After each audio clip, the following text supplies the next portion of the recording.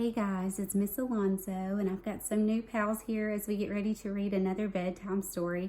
I hope you had a wonderful Friday, even though it was a rainy day outside.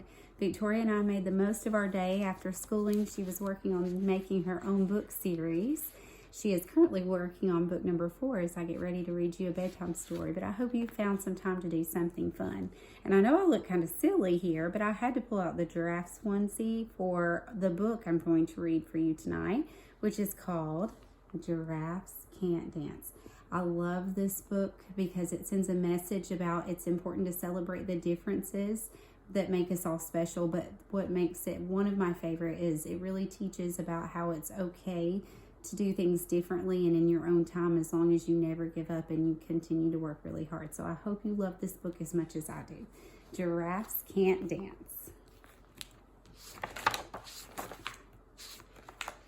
Gerald was a tall giraffe whose neck was long and slim, but his knees were awfully crooked and his legs were rather thin.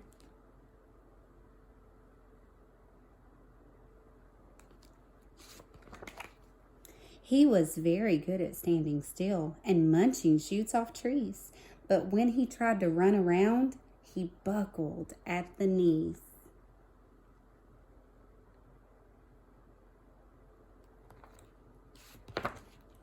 Now, every year in Africa, they hold the jungle dance, where every single animal turns up to skip and prance.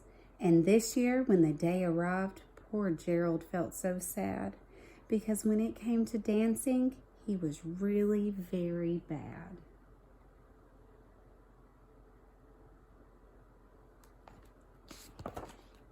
The warthog started waltzing, and the rhinos rock and rolled. The lions danced a tango that was elegant and bold. Dancing with the Stars jungle version. The chimps all did a cha-cha with a very Latin feel, and 8 baboons teamed up for a splendid Scottish reel.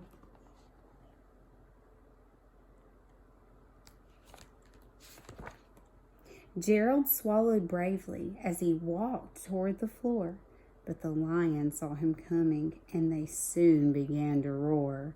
"Hey, look at clumsy Gerald," the animals all sneered. "Giraffes can't dance, you silly fool." "Oh, Gerald, you're so weird."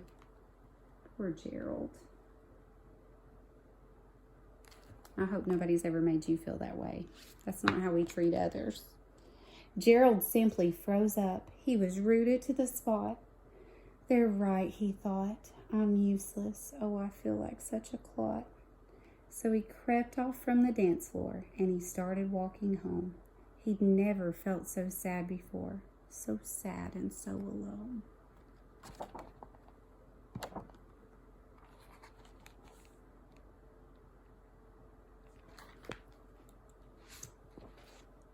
Then he found a little clearing and he looked up at the sky.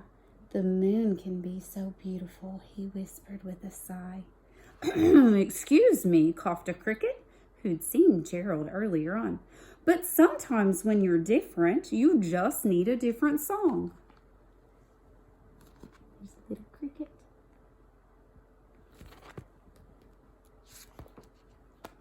"Listen to the swaying grass and listen to the trees. To me, the sweetest music is those branches in the breeze. So imagine that the lovely moon is playing just for you. Everything makes music if you really want it to."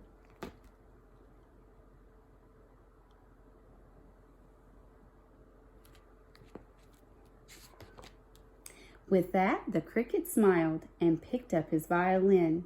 Then Gerald felt his body do the most amazing thing. His hooves had started shuffling, making circles on the ground.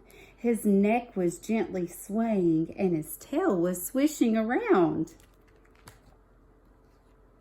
Look at him dancing. He just needed a little help.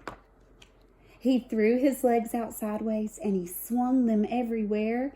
Then he did a backward somersault and leapt up in the air.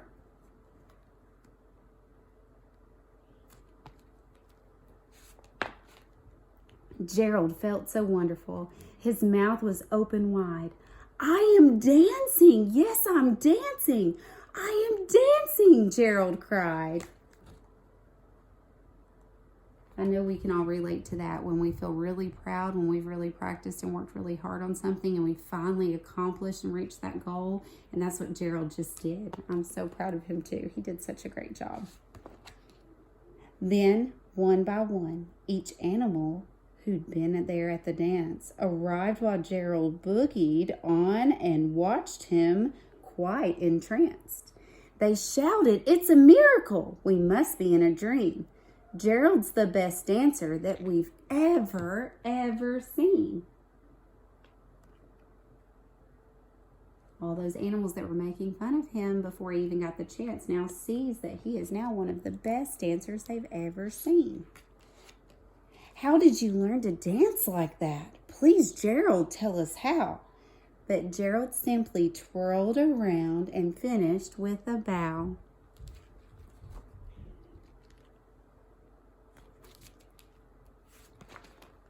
Then he raised his head and looked up at the moon and stars above. We all can dance, he said, when we find the music that we love. The end. I hope you enjoyed this story, and I hope that you guys enjoy your weekend together. It is finally Friday, and my boys and girls, I'm going to send you a little something on Class Dojo about the book that I would love to hear from you. You can send me a drawing or you can type me a message on Class Dojo on your portfolio about this book. I miss you guys and I love you so much, and I hope that you have had a good week at home and you enjoy your weekend, and I can't wait to see some of you on Monday. Good night, everybody.